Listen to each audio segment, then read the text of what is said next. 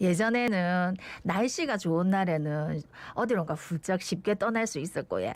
늦봄 무렵쯤 되면, 올여름에 휴가 어디로 갔고, 이런 고민을 했습니다. 그런데 사람들하고 이야기를 나눠보면 날씨 좋은 주말이어도 코로나19 무서워서 집에 그냥 있었다는 사람들이 많더라고요. 언제쯤 우리의 소중한 일상을 회복할 수 있을까요? 코로나19 상황 오늘도 자세히 알아보면서 코로나19로부터 해방될 수 있는 그날 기다려보겠습니다. 예, 동아대 감염내과 정동식 교수 전화 연결합니다. 안녕하십니까, 교수님. 안녕하십니까. 네, 안녕하세요. 자, 어제 오후를 기준으로 했을 때 부산의 코로나19 신규 확진자 수가 30명. 네. 부산의 코로나19 상황 어떻게 봐야 될까요?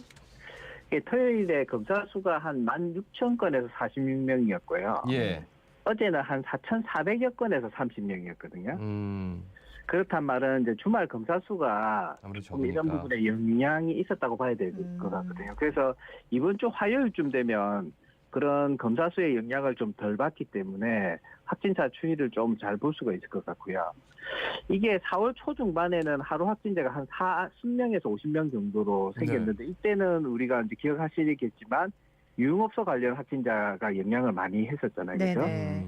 근데 이제 그 이후에는 이제 한 30명대로 줄어드는 듯 했는데 최근에 이제 40명대로 다시 증가하는데 이게 좋은 점과 이제 조금 단점, 안 좋은 부정적인 측면 두 가지가 있는데 좋은 점은 최근에 이제 우리 의료기관에서도 진료비나 접수비 없이 무료로 완전히 검사하게 해주는 방침이 생기면서 아마 예. 광범위한 검사가 증가하면서 또 숨어있는 감염자를 찾는 효과가 일시적으로 다시 증가하는 것일 수도 있고요. 네네.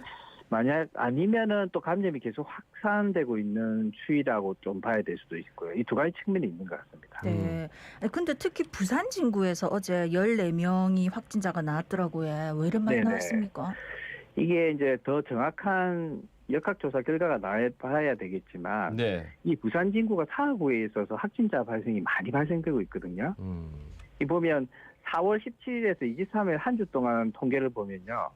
사하구에서는 한 주 동안 35분이 확진자가 발생했는데 다음으로 많은 곳이 이제 진구인데 한 주 동안 32분이 발생해서 아주 높은 수치로 보이고 있어서 아마 진구 쪽에는 인구 밀집도도 높고 또 그쪽에 지역사회 감염이 좀 많이 확산이 돼 있기 때문에 이런 부분에 좀 많이 우려가 됩니다. 그리고 어제 확진자 두 분이 아마 동선조사에서 그 연지동에 있는 대영탕이나 당감동의 대성탕 여탕을 방문한 적이 있다고 하니까 예. 후 방문자 검사 결과가 또 어떻는지를 또 봐야 될 것 같습니다. 예. 참 목욕탕에서 심심치 않게 나오고 또 목욕탕에서 네. 한번 나왔다면 집단 감염이 계속 이어지니까 정말 걱정이 됩니다. 그 중학생 한 명이 코로나19 추가 감염이 됐는데 네. 학교도 이제 안전하지 않은 것 같아서 참 걱정입니다. 네, 자꾸 나오네요.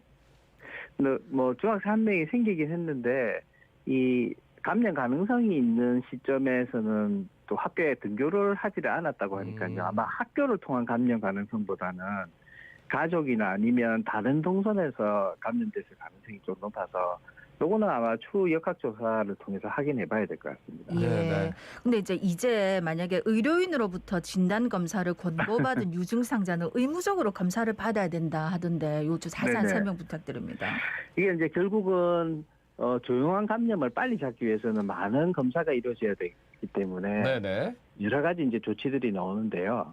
이게 뭐냐면 코로나가 이제 확산되고 이제 있는 특히 수도권하고 부산 지역에 지난 4월 16일 날에 행정명령이 내려졌는데 의료기관이나 이제 약국에 이제 불편한 증상 때문에 가시는데 이게 코로나 의심 증상일 수 있겠다라고 의료진이 이렇게 판단을 하면 바로 이 내원하신 분한테 코로나19 검사를 받도록 의무적으로 고지를 하게 됩니다. 네네. 그러면 고지받은 분은 48시간 이내에 이제 진단검사를 받아야 되는데 그렇게 이제 따르질 않으면은 벌금이라든지 여러 가지 법적 고지를 받게 될 수가 있거든요.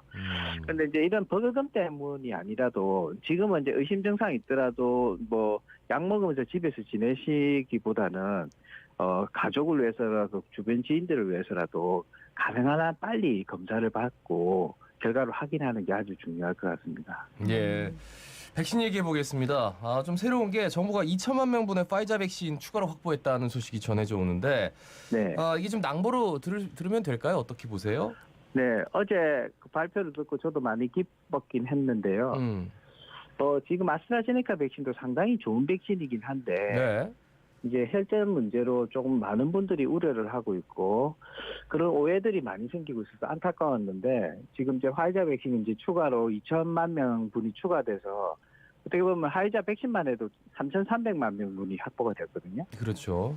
예, 그래서 다른 백신하고 이렇게 합해하면은 거의 9,900만 명 분이 이제 확보가 되어서 뭐 우리나라 인구가 이제 5,100만 명 정도 넘으니까 이제 백신 수량에 대해서는 확보는 충분하게 된 거 아닌가라는 생각이 들거든요. 네. 오히려 이제 이 백신이 신속하게 이제 공급되는 것이 이제 중요한데 2분기에 원래 이제 모더나 백신, 얀센 백신이 들어오게 됐는데 네네. 이제 모더나 백신 같은 경우 미국에서 이제 자기 백신을 먼저 수급하고 수출한다라는 정책과 얀센은 또 혈전증 때문에 들어오지 못한 부분이 있는데 어쨌든 이 두 백신 중에 하나라든지 아니면 노바백스 백신이 이제 조만간에 삼상 임상 결과가 나오고 긴급 승인이 되게 되면은 우리나라에서 자체 생산이 가능하기 때문에 예. 이 중에서 어떤 하나라도 좀 추가로 도입이 되고 이렇게 진행이 된다면 저는 이제 조심스럽게 9월까지 1차 접종이 70% 도달할 수 있지 않을까라는 생각이 들고요. 네. 그리고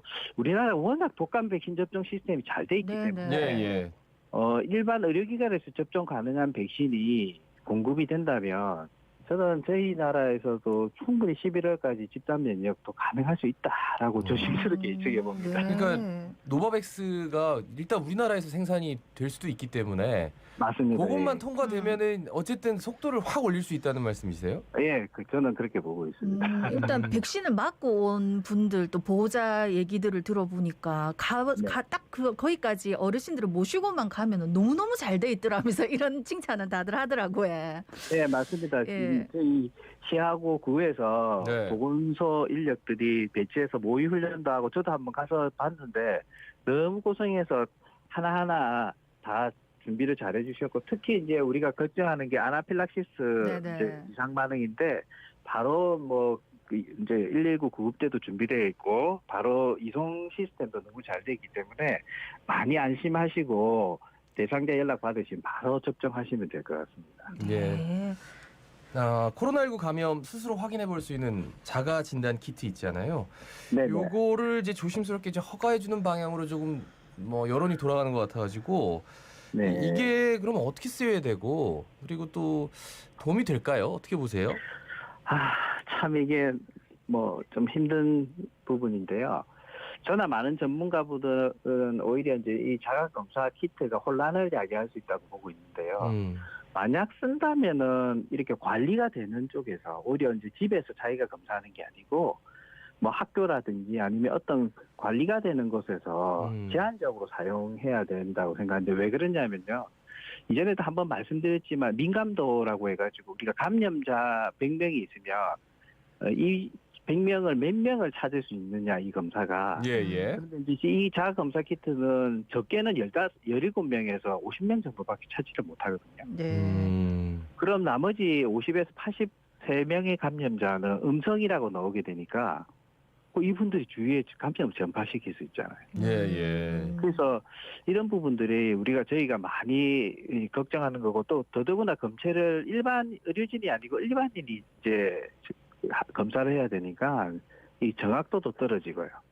그리고 무엇보다 또 위양성 그러니까 100명 중 30명은 음성인데도 양성이 나오게 되거든요. 예. 그러면 또 검사하러 가야 되고 그래서 여러 가지 혼란을 야기시킬 수가 있기 때문에 이게 이제 영국 런던에서는 아주 확진자가 막 몇만 명 하루에 생길 때는 자가검사 키트가 도움이 됐는데 이게 확진자 수가 확 줄면서는 이게 도움이 안 된다고 영국 런던에서 자가검사 키트를 중지시켰거든요. 예. 그래서 우리나라가 하루에 500에서 700명 발생하는 상황에서는 이 검사는 아주 적합한 검사라고 하기가 힘들고요. 기존에 우리 보건소나 의료기관에서 하는 PCR 기반의 검사가 아주 정확도가 높기 때문에 검사가 필요하시면 꼭 이 보건소나 의료기관으로 방문해 주시면 좋을 것 같습니다. 그러니까 정확도가 떨어지는 자가 진단 키트를 이제 승인을 해줘 버리면 기존에 이제 엄격하게 적용된 방역 체계 자체가 혹시라도 무너지지 않을까 전문가적인 입장에서는 충분히 말씀하실 수가 있겠네요, 그죠?